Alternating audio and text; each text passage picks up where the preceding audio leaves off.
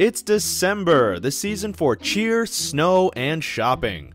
Hordes of people cram themselves into packed malls hunting down deals and presents for their friends and family. And within 2 weeks' time, the most important day of the year for many will be upon us.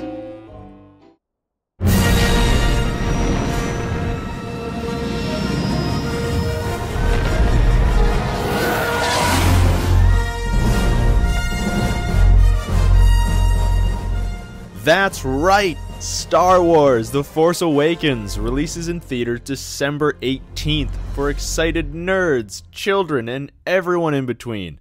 It's one of the most anticipated movie sequels in film history, and it's bound to make a huge impact, whether it's good or not. So in preparation for the new Star Wars flick, let's take a look back at a classic Star Wars game and see if it holds up. Knights of the Old Republic 2: The Sith Lords is the sequel to the critically acclaimed bestseller Knights of the Old Republic. Originally released for the original Xbox back in 2003, KOTOR was met with great acclaim and near-perfect reviews. So when the sequel was announced, fans waited with bated breath and barely contained excitement. KOTOR 2 was released in 2004 for the Xbox and garnered positive reviews and even won several Game of the Year awards. In the summer of 2015, KOTOR 2 was re-released for Windows, Mac, and Linux platforms. For the purpose of this review, we will be looking at the Mac version of the game. So does it hold up over a decade after its release, or has it fallen to the dark side? KOTOR 2 takes place 5 years after the events of the first game, which took place during the Old Republic. This is a time period roughly 4,000 years before the events of the Phantom Menace. You play as an exiled Jedi who finds him or herself waking up on a Republic ship with little knowledge of the past and a waning connection to the Force. Throughout the game, you make decisions that actively affect each character's future, as well as the future of the galaxy itself. You may either follow the light side of the Force and bring peace and stability to the galaxy, or fall to the lure of the dark side and bring chaos and destruction instead. The game makes you feel like each decision you make has weight and consequences. This is one of the game's strongest suits, and it built the standard for future games that use similar systems like Mass Effect and Dragon Age.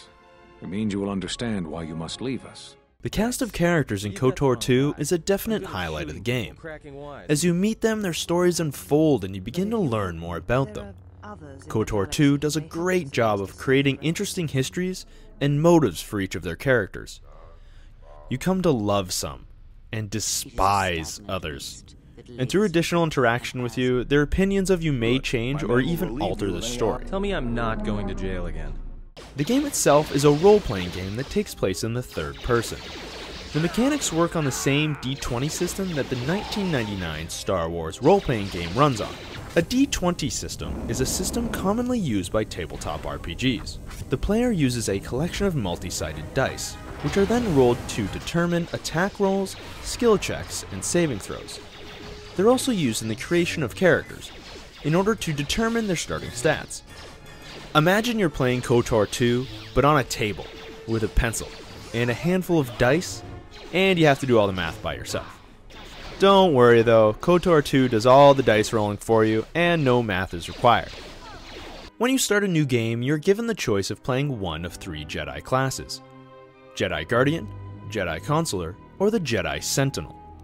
The Guardian is a lightsaber proficient class. The Consular specializes in the Force, and the Sentinel is balanced in both. After you choose your class, you then determine your stats, which consist of Strength, Dexterity, Constitution, Intelligence, Wisdom, and Charisma. Each of these stats are used to gain bonuses on skills and checks. For example, the higher your Strength, the larger the damage bonus on melee weapons, or, if you have a high Charisma stat, you may gain a bonus while using the Persuasion skill. Perhaps. But if you help me... Each class has a selection of class and cross skills to choose from, and upgrade as you level. When the character levels, they are given a number of skills in order to increase their level of expertise in any given skill. Class skills are abilities that each class is inherently good at using and can be upgraded at a lower skill point cost, while cross skills are skills that don't come as naturally to that class, so they cost double the amount to upgrade. Your character will also have access to certain feats and powers. Feats grant the character bonuses in skills and checks, the ability to wear heavier armor, or the ability to deflect blaster bolts with a lightsaber, just to name a few. Powers, on the other hand, give the player actions they can use within combat or in certain dialogue options. These powers range from the classic Jedi mind trick, Wow, that was a lot easier than I thought it would be. to the Sith ability of shooting lightning from your fingertips. All of this creates the basis for the combat system, where you use a combination of attacks, moves, and powers to defeat your enemies. During combat, rolls are made in order to determine if the character successfully strikes their opponent, or if they fail the saving throw and succumb to the effects of a power like force push or stun. The combat of the game is a little bit overwhelming at first, but after you get used to it, it's a really fun system that still holds up pretty well.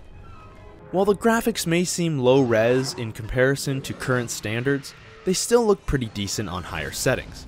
Not great, but decent. The level design is a little simplistic at times, but the style and visual design of each area is classic Star Wars. From traversing capital class ships floating in the depths of space, to exploring the Sith Academy on Korriban, it really feels like you're exploring a galaxy. The sounds of laser blasts and lightsabers, and the mixture of new and classic music really enhance the game's already great sense of immersion. But sadly, the game isn't perfect. Both the original Xbox version and the ported computer versions are riddled with glitches and odd programming.